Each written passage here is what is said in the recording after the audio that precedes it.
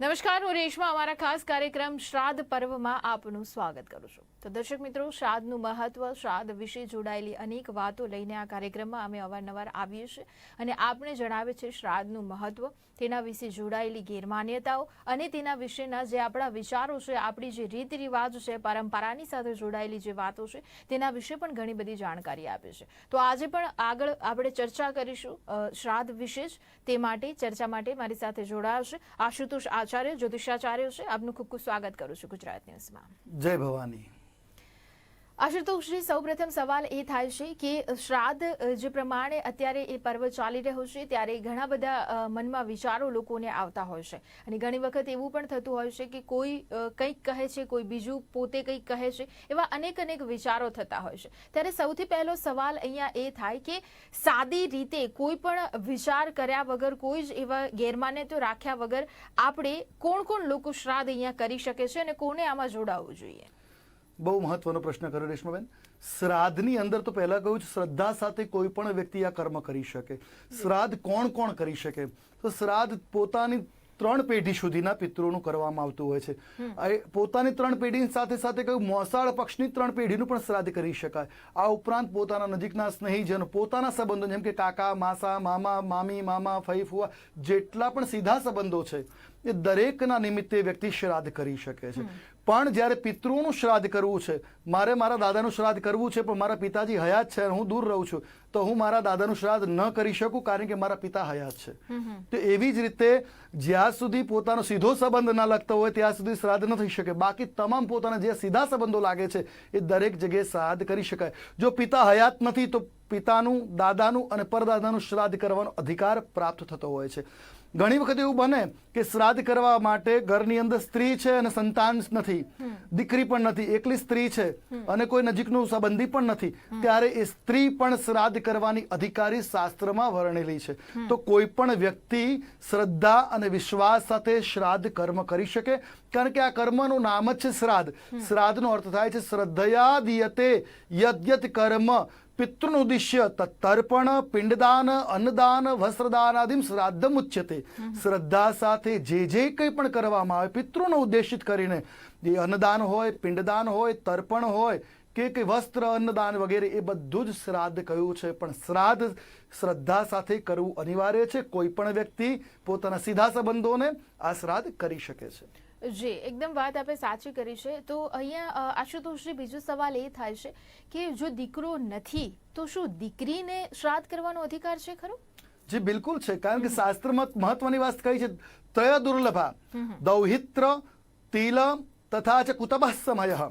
અર્થાત દૌહિત્ર એટલે દીકરીનો દીકરો, ત્યારબાદ કહ્યું છે કુતપ સમય એટલે દિવસનો 8મું મુહૂર્ત તે, અને તલ. આ શ્રાદ્ધમાં 3 દુર્લભ છે. એટલે દીકરી, જો દીકરી પરણાવેલી નથી તો દીકરીનો અધિકાર છે. પરણાવેલી હોય અને એને સંતાન હોય તો એના સંતાન દ્વારા આ શ્રાદ્ધની વિધિ થવી જોઈએ. કારણ કે શાસ્ત્રમાં કહ્યું છે કે પોતાના સીધા સંબંધો, તો એ દૌહિત્રના માટે એના નાના જો દેવલોક પામેલા તો સીધા સંબંધમાં આવે છે, માટે શ્રાદ્ધ કરી શકે છે. તો દીકરી પણ કરી શકે શ્રાદ્ધ, પત્ની પણ શ્રાદ્ધ કરી શકે છે. તો કોઈ પણ વ્યક્તિ આ શ્રાદ્ધ સંપન્ન કરી શકે છે. જી, બીજો આશુતોષજી, જે પ્રકારે આપણે કહીએ કે ઘણી વખત લોકોને, મેં પહેલા કહ્યું તેવી રીતે, કે ઘણી બધી માન્યતાઓ, ગેરમાન્યતાઓની સાથે આપણે કોઈ પણ એ ઉત્સવમાં જોડાતા હોઈએ છીએ. મનમાં એક ડર પણ હોય છે, શ્રદ્ધા પણ હોય છે, આસ્થા પણ હોય છે. પણ જ્યારે પિતૃઓની વાત આવે ત્યારે સતત લોકોના મનમાં એક ડર તો હોય જ છે અને સતત એમને એવું થતું હોય કે ક્યાંક અમારી ભૂલ ના થઈ જાય અને આવનારો સમય અમારો ખરાબ જશે. તો આશુતોષજી, સવાલ એ છે કે જો અહીંયા આપણે શ્રાદ્ધ નાખીએ જ છીએ, શ્રાદ્ધની જે વિધિ છે તે પૂર્ણ કરીએ જ છીએ, તો ત્યારબાદ આપણને ફાયદો જ થશે અને જો કોઈ નુકસાન થાય છે તો તેની માટે આપણે કેવી રીતે કોને જવાબદાર ગણી શકીએ? જો આ બહુ મહત્વનો પ્રશ્ન છે, પેચીદો પ્રશ્ન છે પણ બહુ મહત્વપૂર્ણ છે. ઘણી વખત આના માટે તમને ઉદાહરણ સાથે બતાવું કે એમ કહેવાય છે ગયા શ્રાદ્ધ કરવાથી સંપૂર્ણ મુક્તિ મળી જતી હોય છે, પણ એવું નથી હોતું. ક્યારેક આપણા પાપ કર્મ એટલા વધારે હોય તો એ મુક્તિ નથી પણ મળી શકતી. એનું ઉદાહરણ શ્રીમદ ભાગવત મહાપુરાણમાં આપેલું. શરૂઆતમાં જ્યારે જઈએ ભાગવતની શ્રવણ કર્યું હોય તો અજામિલ નામનો જે એક બ્રાહ્મણ પુત્ર હતો, એ નીતિથી જ કહેવાય છે પાપાત્મા હતો અને એના મૃત્યુના જ્યારે સમાચાર એના ભાઈને મળ્યા છે. અને પાપની વાત કરીએ તો એને ધનની માટે પોતાની માતાને પીડી છે, પોતાના પિતાને પીડ્યા છે, દંડ ફટકાર્યા સુધીનું કર્મ કર્યું છે. તો આ બધાના કારણે મહાન પાપી હતો અને એના ત્રાસના કારણે માતાએ પણ કહેવાય છે કે પોતાનું જીવન ટૂંકાવેલું હતું અને પોતાના ઘરની અંદર જેટલું ધન હતું બધું વેર વિખેર કરી નાખ્યું અને ઘરમાં ગણિકાઓને સાથે રાખેલી. અને કોઈ એક સમય એવો આવ્યો કે ક્યાંક રાજાને તે ચોરી કરીને ઘણું ધન લઈને આવેલો અને એ ધન જોઈને પેલી સ્ત્રીઓ વિચાર કર્યો કે આપણું યૌવન હવે ખતમ થઈ રહ્યું છે અને આ ધનની જો રાજાને જાણકારી મળશે તો આને પકડી જશે તો હવે આપણું વૃદ્ધાવસ્થા કેવી રીતે નીકળશે. એટલે એની મૃત્યુ માટે એવું કરવામાં આવ્યું કે 4-5 કણિકાઓ હતી, 2 પગ દબાવ્યા, 2 હાથ પકડી રાખ્યા અને એક ગરમ ગરમ અંગારા એના મોઢામાં ભરીને એને મૃત્યુ અપાવી હતી. અને આ કહેવાય દુષ્મૃત્યુના કારણે એ પ્રેત યોનિમાં પ્રાપ્ત થયો અને પોતાના કર્મોના કારણે. આ વાતના સમાચાર એના ભાઈ ગોકર્ણજીને મળ્યા હતા ગયા ક્ષેત્રમાં. એમને ગયા શ્રાદ્ધ કર્યું અને જ્યારે ઘરે પાછા આવ્યા છે રાત્રિના સમયે ત્યારે આ જે પ્રેત હતો એ જાત જાતના ભિન્ન ભિન્ન સ્વરૂપે એને ડરાવી રહ્યો હતો. ત્યારે એમ અમને મંત્રોની શક્તિ દ્વારા એને સાંત્વના આપી અને કહ્યું કે તારી આ ગતિ કેવી રીતે થઈ ભાઈ. ત્યારે એને કહ્યું કે તારા માટે તમે ગયા શ્રાદ્ધ કર્યું છે. ત્યારે આ પ્રેત કહે છે મારા માટે એક નહીં હજારો ગયા શ્રાદ્ધ કરો છતાં મુક્તિ મળે એમ નથી. અને એટલા માટે કેટલું કોઈ શ્રાદ્ધ કરી દેવાથી આપણા દોષોમાંથી મુક્તિ નથી મળી જતી. તો એ દોષોની શાંતિ થાય ધીરે ધીરે, પણ ગયા શ્રાદ્ધ કરવું અનિવાર્ય છે. એને કરવાથી સાંત્વના અવશ્ય મળે છે. તો ગયા શ્રાદ્ધ કરવા માત્રથી મુક્તિ નથી મળતી. અને ભાગવત શ્રવણ કરી ભગવાનનું નામ સ્મરણ કરી પુનઃ ગયા શ્રાદ્ધ આદિ કર્યું, એની પાછળ આ સપ્તાહ આદિ કરીને મુક્તિ થઈ હતી. એટલે ગયા શ્રાદ્ધ કરવાથી કે કોઈ નારાયણ બલિ શ્રાદ્ધ કરવા માત્રથી મુક્તિ મળી જવું જરૂર નથી. કારણ કે આની સાથે 3 વસ્તુ બહુ મહત્વની છે, ધ્યાન રાખવાની બાબત. સૂચય, અક્રોધ અને એમ કહ્યું સૂચિ એટલે પવિત્રતા, ક્રોધ ન કરવો અને ઉતાવળ્યું પણ. આ 3 વસ્તુ શ્રાદ્ધ કર્મમાં ના હોવી જોઈએ. જ્યારે આ 3 વસ્તુ સાથે કોઈ પણ શ્રાદ્ધ કર્મ કરો છો, કોઈ પણ કર્મ કરો છો એ ફલીભૂત થતું નથી. એટલે જ્યારે પણ શ્રાદ્ધ કરવામાં આવે ત્યારે આ 3 વસ્તુનો મહત્વનો ભાવ ધ્યાન રાખો. અને બીજા નંબરની મહત્વની વસ્તુ છે, લોકોને અંદર ગેરમાન્યતા એવી પણ છે કે ગયા શ્રાદ્ધ કરી આવ્યા કે નારાયણ બલિ શ્રાદ્ધ કરીને આવ્યા ત્યાર પછી કહેવાય છે પિંડદાન આદિ કર્મ કે ઘરની અંદર કાગવાસ નાખવાનું પણ છોડી દેતા હોય છે. તો એવું ન કરવું જોઈએ. એમ કરવાથી પિતૃ ઋણમાંથી મુક્ત ન થતા પિતૃદોષમાં પડીએ છીએ. એટલે આ ક્રિયાઓ હંમેશા અવિરત ચાલુ જ રહેવી જોઈએ જ્યાં સુધી યાવત સૂર્યચંદ્ર દિવાકરો, જ્યાં સુધી આપણું જીવન છે ત્યાં સુધી પિતૃને ઉદ્દેશિત કરીને શ્રાદ્ધ કર્મ અવશ્ય કરવું જોઈએ. શ્રાદ્ધની અંદર ઘણી બધી બાબતોનું ધ્યાન છે, પણ આ મહત્વનું છે શ્રદ્ધા સાથે પિતૃનું ઉદ્દેશિત શ્રાદ્ધ કર્મ અવશ્ય કરવું.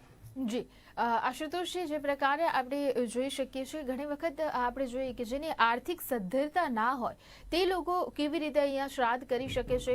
ઘણી વખત ત્યાં પણ એક માન્યતાઓ રહેતી હોય છે કે અમારાથી આ નહીં થઈ શકે તો અમારા પિતૃ નારાજ થઈ જશે, તૃપ્ત નહીં થાય. એટલે એ માન્યતાઓને અહીંયા કેવી રીતે દૂર કરી શકાય અને આર્થિક સદ્ધરતા નથી તો શ્રાદ્ધ આપણે કેવી રીતે કરી શકીએ છીએ? બહુ મહત્વનો છે. શ્રાદ્ધની પહેલા શ્રાદ્ધ કેવી રીતે કરવું, પછી આર્થિક સદ્ધરની વાત કરું.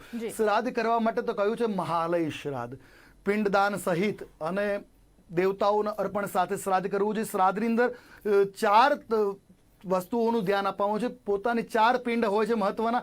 એક પહેલો પિંડ આપવામાં આવતો હોય છે પોતાના પિતા, દાદા અને પરદાદાના નિમિત્તે. બીજો પિંડ આપવામાં આવતો હોય છે પોતાની માતા, દાદી અને પરદાદી નિમિત્તે. ત્રીજો પિંડ અપાતો હોય છે પોતાના નાના નાની, પરનાના અને વડનાના નિમિત્તે. અને ચોથો પિંડ પોતાના જેટલા પણ આપ્ત સંબંધો છે, સીધા સંબંધો છે એ બધાના ઉદ્દેશ્યને. આ વિધિ કહેવાય છે મહાલય શ્રાદ્ધ. આની સાથે 2 દેવતાઓની પણ પૂજા કરવામાં આવતી હોય છે જેને કહેવાય છે કુરુ અને કુત્સ. આ મહાલય શ્રાદ્ધના દેવતા વિશ્વદેવ છે અને જે કંઈ પણ શ્રાદ્ધ અર્પણ કરી છે આ બંને દેવતાઓના માધ્યમ દ્વારા એ પિતૃઓને પ્રાપ્ત થતું હોય છે અને એટલા માટે આ શ્રાદ્ધ કરવામાં આવતું છે. આ શ્રાદ્ધ મહત્વનું છે, આ જ કરવું જોઈએ, પણ દરેકની સમર્થતા નથી હોતી આ શ્રાદ્ધ કરી શકે. તો કહ્યું છે કેવલ ઘરમાં સાદું ભોજન બનાવી દૂધ અને ભાત મિશ્ર કરી રોટલીની સાથે આપણે કાગવાસ કરીએ, પણ કોઈ એવી ક્ષેત્રમાં છો કે આ શક્ય નથી તો આવી સ્થિતિમાં કહ્યું છે કોઈને એટલી કેપેસિટી નથી, કહ્યું છે લાકડા વગેરે વિતરણ કરી વેચીને પણ તમે કેવલ શાકભાજી અર્પણ કરીને પણ શ્રાદ્ધ કરી શકો. ક્યારેક એવી પરિસ્થિતિ પણ નથી હોતી તો ઘાસ દ્વારા અર્થાત દર્ભ દ્વારા એને વેચીને પણ શ્રાદ્ધ કરવું જોઈએ. અર્થાત ગાયને ઘાસ ખવડાવીને શ્રાદ્ધ કરવું જોઈએ. ગાયને ઘાસ ખવડાવવા માત્રથી પણ શ્રાદ્ધ સંપન્ન થતું હોય છે. એ પણ કોઈ જગ્યાએ સમર્થ નથી હોતો શકતા કોઈ વ્યક્તિ કે અથવા આપણી ઈચ્છા છે હવે અમેરિકા જેવા દેશમાં રહેતા હોઈએ અને ત્યાં આપણને ખબર ના હોય કઈ જગ્યાએ ગાય હશે અને કઈ જગ્યાએ ઘાસ ચારો પધરાવી શકે તો આવી પરિસ્થિતિ આપણા ભારત વર્ષની અંદર કોઈ એવી જગ્યા છીએ કે જે આપણે આ સ્થિતિમાં નથી, ત્યારે શાસ્ત્રમાં કહ્યું છે 2 હાથ ઊંચા કરી ઉત્તાનમ ભુજૌ કૃત્વા પિતૃન નમસ્કારમ કૃત્વા કથેત, 2 હાથ ઊંચા કરી પિતૃ નમસ્કાર કહીએ કે એ પિતૃગણ મારે શ્રાદ્ધ કરવું છે પણ મારું સામર્થ્ય અથવા તો સમય કે પરિસ્થિતિ એવી નથી, તો મારા 2 હાથ ભુજા ઊંચા કરું છું અને મારો શ્રદ્ધા ભાવ તમારી સામે વ્યક્ત કરું છું, એને જ સ્વીકાર કરો. આ પણ શ્રદ્ધા સુમન અર્પણ થતા પિતૃનું સંપૂર્ણ શ્રાદ્ધ થયાનું પુણ્યફળ મળે છે. અર્થાત શ્રાદ્ધ કરવા માટે એવું જરૂર નથી કે આટલી વસ્તુ હોવી જ જોઈએ, શક્ય હોય એટલું કરી શકીએ, પણ નથી સામર્થ્યતા તો આ રીતે શાસ્ત્રોમાં વર્ણન કરેલું છે કે સમયની અનુસરતા તમે ગાયને ઘાસચારો ખવડી શકો, અને એ પણ સામર્થ્ય ના હોય તો 2 હાથ ઊંચા કરી પિતૃને નમસ્કાર કરવામાં આવે અને પ્રાર્થના કરવામાં આવે તો પણ તમારું શ્રાદ્ધ સંપન્ન થાય છે. કેટલાક પુરાણોમાં ત્યાં સુધી કહ્યું છે કે દક્ષિણ દિશા તરફ મુખ રાખી અને 2 આંસુ પાડવાથી પણ પિતૃ તૃપ્ત થઈ જતા હોય છે. તો શ્રાદ્ધ માટે કેવલ શ્રદ્ધા અનિવાર્ય છે. જી આશુતોષજી, આમ તો આપણે જોઈએ તો ગુજરાત અને જો ભારતની વાત કરીએ ખાસ કરીને તો અનેક સ્નાન અને ખાસ કરીને શ્રદ્ધા માટે કે પૂજા માટે ત્યાં દર્શન માટેના અનેક સ્થળો એવા છે કે જ્યાં આપણે જતા હોઈએ છીએ, પણ ખાસ શ્રાદ્ધ માટે જો જોવામાં આવે તો વિષ્ણુ ભગવાનને પૂજાના સ્થાનોને વધારે મહત્વ આપવામાં આવેલ છે, જેમાં દ્વારકાનું પિંડારાની જો આપણે અહીંયા વાત કરીએ તો એવું કેમ, તેની પાછળનું કારણ શું છે? જી, આ બહુ મહત્વનો પ્રશ્ન છે. તમે જો ઘર લગ વિવાહ આદિ હોય ત્યારે વિષ્ણુ ભગવાનની સ્થાપનામાં નથી હોતી, એમાં ગણપતિની સ્થાપના હોય છે, કુળદેવીની સ્થાપના હોય છે, બીજા દેવતાઓની પૂજા હોય છે, પણ મૃત્યુ પછી ક્યારે આ દેવતાઓનું સ્થાપન નથી હોતું. એમાં પ્રધાન વિષ્ણુ ગણ્યા છે, કારણ કે મુક્તિનો દેવ જે છે, પાલન કરતા દેવ છે, મુક્તિ આપનાર જે દેવ છે એ નારાયણ ગણ્યો છે. નારાયણાદ મુક્તિર એટલે નારાયણ એટલે વિષ્ણુની કૃપાથી જ મુક્તિ મળી શકે. તો મુક્તિનો દાતા હોવાને કારણે વિષ્ણુના જે જે ક્ષેત્રો છે તે તમામ ક્ષેત્રોમાં શ્રાદ્ધાદિ કર્મ કરવાનો વિશેષ મહિમા છે. અને એવું નથી વિષ્ણુના ક્ષેત્રોમાં જ શ્રાદ્ધ થાય, કોઈ પણ તીર્થભૂમિ જ્યારે આપણે વાત કરીએ પુષ્કર એ બ્રહ્માજીનું સ્થાન છે, પણ છતાં ત્યાં શ્રાદ્ધ કર્મ કરી શકાતું હોય છે. કારણ કે શ્રાદ્ધનો મોટો તમામ તીર્થોમાં તમે શ્રાદ્ધ કહેવાય છે, શ્રાદ્ધ પિંડદાન વગેરે કર્મ કરી શકો, તર્પણ આદિ કરી શકો, પણ વિષ્ણુનો વિશેષ મહિમા એટલા માટે છે મુક્તિનો સીધો દેવતા હોવાને કારણે 8 મહાનગરોમાં વિષ્ણુનો વાસ છે, જેને પુરી, દ્વારિકા, પછી કહ્યું છું ગંગા તીર્થ, આ બધા ક્ષેત્રોમાં વિષ્ણુનો વાસ હોવાના કારણે ત્યાં શ્રાદ્ધ કરવાનો વિશેષ મહિમા છે. જી, ત્યારે ખાસ કરીને જો વાત કરીએ આપણે આશુતોષજી તો મહાભારત યુગથી આ શ્રાદ્ધનો મહિમા આપણે આવી રહ્યો છે અને આપણે જાણીએ છીએ તેવું અહીંયા કહી શકીએ આપણે? જી બિલકુલ, એમ વિશેષ પ્રમાણે એમ કહી શકાય, પણ શાસ્ત્રની વાત કરીએ તો મહાભારત પૂર્વની વાત કરી, જ્યારે પૃથ્વીની ઉત્પત્તિ થઈ તે સમયે બ્રહ્માજી સૌથી પહેલા કહેવાય છે 4 માનસ પુત્રો પ્રગટ કરેલા, સનક, સનંદન, સનાતન અને સનતકુમાર. આ 4 પિતૃઓના પિતૃગણ કહેવાય છે અને એ જ પિતૃલોક. ત્યારબાદ એમ કહેવાય છે કે એ પિતૃગણો જે દેવગણ છે એ પિતૃગણના અધિનાયક કે એ મુખ્ય દેવતાઓ છે. અને ત્યારબાદ જે આપણા પિતૃ મૃત્યુ પામે છે એ 70મી પેઢી પછી એ અર્યમા પિતૃગણમાં સાબિલ થતા હોય છે. તમે કદાચ શ્રીમદ ભાગવત ગીતા સાંભળી હોય તો એમાં કહ્યું છે અર્યમા વગેરે દેવતાઓ પિત્તના સ્વરૂપે ભગવાન તમારો વાસ વગેરે ગ્રહણ કરતા હોય છે, તો એ પિતૃગણની સ્થાન થતું હોય છે. તો આ મહત્વનું એ છે કે આ જે પિતૃગણ બનતા હોય છે, દેવતાઓ વગેરે બનતા, એના નિમિત્ત થઈ અને પિતૃઓનું શ્રાદ્ધાદિ કર્મ થતું હોય છે. તો આ મહત્વનું એ છે કે આ સમય દરમિયાન કે આ પિતૃઓનું સ્મરણ કરી પિતૃના પિતૃ થતા હોય છે, તો એ શ્રાદ્ધનો વિશેષ મહિમા મંડન છે કે પોતાના પિતૃઓને ઉદ્દેશિત કરીને કોઈ પણ ક્ષેત્રમાં કોઈ પણ સ્થિતિમાં પવિત્રતા જાળવી અને શ્રાદ્ધાદિ કર્મ કરીએ તો એ સીધું આપણા પિતૃલોકને પ્રાપ્ત થતું હોય છે. આ પ્રકારે પિતૃના દેવતાઓની વાત કરી, અર્યમાજી દેવતા. તો શાસ્ત્રમાં જ્યારે તર્પણાદિ કરતા હોઈએ ત્યારે એક મહત્વનું આવે છે દિવ્ય પિતૃ, જે આપણી શાસ્ત્રોમાં કહ્યું છે કે જ્યારે કન્યાદાન વગેરે કરીએ છીએ ત્યારે આપણા 10 ગયેલા અને 10 આવા વાળા કુળનો તારણ કરે. આપણને 7 પેઢીથી કદાચ વધારે નામ પણ ના આવડતા હોય, પણ આપણી પેઢીઓ તો અવિરત ચાલુ જ છે વર્ષોથી. તો એ જે કુળમાં જે આગળના પિતૃઓ છે એ અર્યમાદી પિતૃ, કવ્યવાન, સોમપા વગેરે પિતૃના ગણને સાબિત થતા હોય છે. એટલે એ દેવતાઓની પૂજા અર્ચના દ્વારા સીધી કે આડકતરીદા શ્રાદ્ધાદિ કર્મથી એમની તૃપ્તિ થતી હોય, એના આશીર્વાદ આપણને પ્રાપ્ત થતા હોય છે. જી જરૂરથી. તો અહીંયા આશુતોષ એવું કહી શકીએ કે કોઈ પણ જગ્યાએ આપણે જે શ્રાદ્ધ કરીએ છીએ તેમાં સ્થાનનું પણ એટલું જ મહત્વ રહેલું છે કે કયા સ્થાને જઈને તમે શ્રાદ્ધ કરો છો તેની પાછળનો આપણે કેવી રીતે મહિમા જાણી શકીએ? કારણ કે એમાં પણ આર્થિક સદ્ધરતા જરૂરથી ધ્યાને લેવાશે કે ઘણી વખત લોકોને એવું હોય કે એક જગ્યાએથી બીજી જગ્યાએ અમે જઈએ અને ત્યાં જઈને શ્રાદ્ધ કરીએ તો એ કદાચ મનોકામના ઘણી વખત પૂર્ણ નથી થતી. તો તેની પાછળ મહિમા અને માન્યતાઓ શું રહેલી છે? શ્રાદ્ધ ભૂમિ અર્થાત તો સૌથી પહેલા દરેક જગ્યાએ કોઈ પણ શ્રાદ્ધ તમે ઘરમાં નાનામાં નાનું પણ તર્પણ કરીએ ને ત્યારે એમાં આવે છે ગયામ ધ્યાત્વા ગયા ગદા ધરાય નમ, એ શ્રાદ્ધ ભૂમિ. શ્રાદ્ધ ભૂમિ ભારતમાં બે બતાવી છે મહત્વની. એક છે ગયાજી અને બીજું છે સિદ્ધપુર. જી ગયાજી છે પિતૃદેવતાઓ અને સિદ્ધપુર છે માતૃગણ માટે. પણ કોઈ પણ તીર્થની અંદર તમે શ્રાદ્ધ કરી શકો. જેમ કે કોઈ મોટું તીર્થ છે એની પાછળ પૌરાણિક મહિમા છે કોઈ દેવતાઓના કારણ. અહીંયા આપણે ગુજરાતમાં ચાંદોદ ક્ષેત્ર છે, પ્રભાસ ક્ષેત્ર છે, દ્વારિકા ક્ષેત્ર છે. કોઈ પણ નદીના કિનારે શ્રાદ્ધ કરી શકાય. કારણ કે શ્રાદ્ધ કર્યા પછી જે પિંડદાન વગેરે છે, પિંડ વગેરે છે, એને નદીમાં અર્પણ કરાતા હોય છે. પિંડ નદીમાં એટલા માટે અર્પણ કરવામાં આવે છે, પિંડ નદીમાં જાય તો નદીમાં રહેલા જીવ જંતુઓ એને ગ્રહણ કરે અને એના આશીર્વાદ પણ પ્રાપ્ત થાય.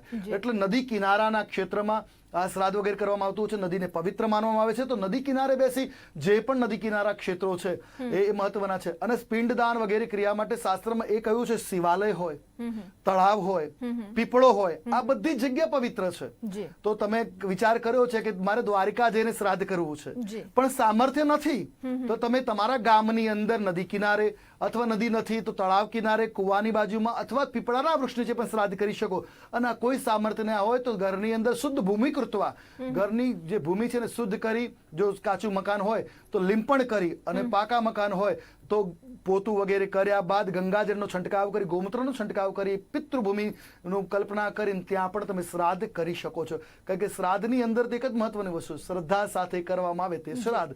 તો એ જગ્યાને ગયા ગદાધરનું સ્મરણ કરી તે જગ્યાએ શ્રાદ્ધ કરો તો પણ પિતૃ સ્વીકાર કરે છે. પણ તીર્થભૂમિમાં જે જગ્યાએ વિષ્ણુનો વાસ છે ત્યાં તો શ્રાદ્ધ અક્ષય ફળદાતા છે. જી ખૂબ જ સાચી વાત કહી આપે. બિલકુલ. અહીંયા આશુતોષ, બીજો એક સવાલ એ થાય છે કે જે પ્રકારે આપણે શ્રાદ્ધ કરીએ છીએ આ 15 દિવસમાં તો આપણે પિતૃના આશીર્વાદ મેળવીએ છીએ, પણ દરરોજ કોઈ એવું કામ કરવાથી આપણે પિતૃના આશીર્વાદ મેળવી શકીએ છીએ, તેમને ખુશ રાખી શકીએ છીએ, જે દરરોજની આપણી પૂજાનો એક ભાગ બની શકે કોઈ? જે બિલકુલ શાસ્ત્રમાં તો વર્ણવિત જ છે કે પંચકર્મ રોજ કરવા. પહેલામાં કહ્યું છે કે સ્નાન કરી સૂર્યોદય પૂર્વે સૂર્યને અર્ઘ્ય આપો. બીજા નંબરની અંદર વૈશ્વદેવ યજ્ઞ એટલે પોતાના નિમિત્તે જે ભોજન બનાવે છે એને થોડુંક વધારે ભોજન બનાવી, કોઈ ભિખારી છે, કોઈ ભૂખ્યું છે એને અર્પણ કરવું, ગાયને ગોગ્રાસ અર્પણ કરવો, શ્વાન, કૂતરાને અને ચકલા માટે રોટલી અને દાણા નાખવા. આ ઉપરાંત કહ્યું છે દેવ પૂજા, ઘરમાં દેવ મંદિર હોય તેની દેવ પૂજા અને પિતૃ તર્પણ. આ નિત્ય કર્મો છે. એ 365 દિવસ વર્ષના કરવાનો મહિમા મંડિત જ છે. પણ જો દરેકથી નથી થઈ શકતો આ બધું, તો પિતૃ કોઈ સ્નાન કરતી વખતે દરેક પોતાના દિવંગત થયેલા પિતૃનું સ્મરણ કરી અપસવ્ય થઈ અને નામ બોલી ઇદમ જલમ તસ્મૈ સ્વધા આ બોલી. દાખલા તરીકે કોઈના દાદા દેવલોક પામેલા છે તો અસ્મત જન પિતામહ અમુક નામ ઇદમ જલમ તસ્મૈ સ્વધાનમ આ બોલી અને અપસવ્ય એટલે સામાન્ય પ્રમાણે જનોઈ જે છે ને ડાબા ખભા પર હોય છે. અને એ સમયે ત્યારે તર્પણ પિતૃનું કરીએ ત્યારે જનોઈને જમણા ખભે લઈ અને જમણા હાથના અંગૂઠા ઉપરથી જળ અર્પણ કરીએ તો પિતૃને પહોંચે છે. કારણ કે હાથની અંદર પંચતીર્થ ગયા છે. આગળનો ભાગ જે કયો છે એને દેવતીર્થ કહ્યું છે. આ જે ઋષિ તીર્થ છે, આ જે અંગૂઠા બાજુનો ભાગ છે પિતૃતીર્થ, અને આ ભાગ જે કયો છે નીચેનો ભાગ એને આત્મતીર્થ કહ્યું છે. જ્યારે પિતૃને તૃપ્ત કરવા હોય ત્યારે ખોબો ભરી અને આ મંજલી અર્પણ કરવામાં અંગૂઠાના ભાવથી, તો એ નિત્ય સ્નાન કરતી સ્નાનાંગ તર્પણ કહ્યું છે. આ રોજ કરી શકાય, એનાથી પણ પિતૃનો આશીર્વાદ પ્રાપ્ત થઈ શકે છે. જી. ત્યારે ઘણી વખત આપણે જોતા હોય છે કે પાણિયારે દીવો પણ દરરોજ થતો હોય છે, તો તેની પાછળનો મહિમા શું છે? પણ કારણ કે ઘણી વખત એવું પણ કહેવામાં આવે છે કે પાણિયારે દીવો તમારે ના કરવો જોઈએ. ત્યારબાદ એક બીજો પણ વાત છે કે ઘરમાં જો તમારા જે પણ મરણ પામેલા જે તમારા વડીલો છે કે જે પણ લોકો છે તેમના ફોટો હોય તો તેની આગળ પણ શું દીવો કરવો જોઈએ કે કેમ? તેની પાછળની શું માન્યતા છે? એ પ્રતિદિન દીવો ન કરવો જોઈએ. કારણ કે એનું મમત્વ એ આપણી પ્રત્યે પછી ખેંચાઈ આવતું હોય છે અને પિતૃદોષ ક્રિએટ કરતું હોય છે. પણ પિતૃની જે ચિત્ર જે છે, ફોટોગ્રાફ્સ જે છે, એને તમે દક્ષિણ દિશામાં લગાવી શકો અથવા નૈઋત્યમાં લગાવી શકો. દક્ષિણ દિશા પિતૃઓનો યમમાર્ગ કયો છે ત્યાં લગાવી દેવાય. જ્યારે જ્યારે તિથિ આવતી હોય, જ્યારે જ્યારે મહાલય સમય આવતો હોય, એમ શાસ્ત્રમાં કહ્યું 96 દિવસ છે વર્ષની અંદર પિતૃઓને તૃપ્ત કરવા માટેના. તો જ્યારે મઘા નક્ષત્ર હોય, ભરણી નક્ષત્ર હોય ત્યારે પિતૃઓને તમે નમસ્કાર કરી શકો. પણ પિતૃઓને તૃપ્ત કરવા માટે નિત્ય તમે પાણિયારે દીવો કરવો હોય તો કરી શકો છો. પણ પિતૃઓને તૃપ્ત કરવા માટે કાં તો શુદ્ધ ગાયના ઘીનો દીવો હોવો જોઈએ અથવા તો તલના તેલનો દીવો કરવો એ પ્રધાન મહિમા વર્ણવ્યો છે. પણ દીવો ન કરો તો પણ ચાલે, પણ શ્રદ્ધાનો ભાવ જે છે એ વ્યક્ત કરો, અને નિત્ય સ્નાનાંગ તર્પણ કરવાથી પિતૃ તૃપ્ત થતા હોય છે. એટલે પિતૃઓની ચિત્રને રોજ અગરબત્તી કે ધૂપ દીપ ન કરવા જોઈએ, કેવલ શ્રાદ્ધ પક્ષમાં જ એ કરવું એ ઉચિત અને યોગ્ય ગણાય. જી જરૂરથી. અહીંયા આશુતોષજી જે પ્રકારે આપણે વાત કરી કે શ્રાદ્ધના આ દિવસો જે છે તેને ઘણા લોકો શુભ અશુભ માનતા હોય છે, તો તેની પાછળની શું માન્યતા છે? સામાન્ય રીતે શ્રાદ્ધ છે ને અશુભ એટલા માટે લોકો માની બેઠા છે કે મૃત્યુ પછીના જે 12 દિવસ જે શ્રાદ્ધાદિ કર્મ થતું હોય એ સૂતકમાં હોય છે, અને એવો જ ભાવ મનમાં લઈ અને સમજતા હોય છે કે પિતૃઓની પાછળનું કર્મ તમામ અશુભ સમય છે, પણ એવું નથી હોતું. આ સમયની અંદર પિતૃઓ પાછળ એટલા માટે કે આ સમય બીજી વિધિ કરવાની ના પાડી છે, કારણ કે મહત્વનો સમય કયો છે શ્રાદ્ધનો? તો બરાબર મધ્યાહનનો સમય 11:30 થી 12:30, અને આ સમયની અંદર તમે કોઈ કર્મ કરવા ગયા હો તો ઘરે પાછળ પરત ફરવું એ મુશ્કેલ થતું હોય છે, બીજું કામ કરતા હોય તો આ કામ અટકી જતું હોય છે. અને આ એક જ સમય છે મહાલય વર્ષની અંદર એક જ વખત આવતો હોવાના કારણે કે શ્રાદ્ધ પક્ષની અંદર માત્ર ને માત્ર પિતૃઓને તૃપ્ત કરવાનું કાર્ય કરવું જોઈએ, બીજું ન કરવું જોઈએ.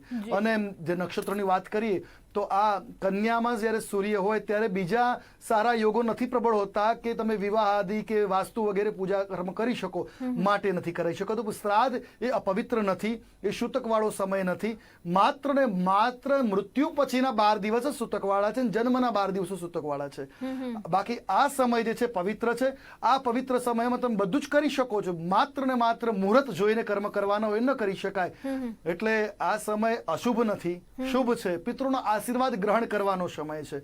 કારણ કે જો અશુભ હોય તો આપણે નવચંડી જેવા યજ્ઞોની અંદર પિતૃનું શ્રાદ્ધ, નાંદી શ્રાદ્ધ કરીએ છીએ પણ ન કરી શકીએ.